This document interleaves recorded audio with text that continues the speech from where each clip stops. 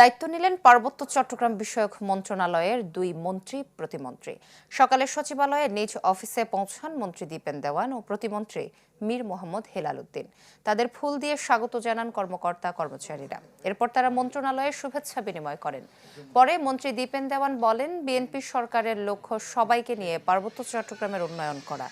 মন্ত্রী দীপেন দেওয়ান রাঙামাটি থেকে নির্বাচিত হয়ে সরকারের জায়গা পেয়েছেন, আর মীর হেলাল নির্বাচিত হন চট্টগ্রাম 5 আসন থেকে।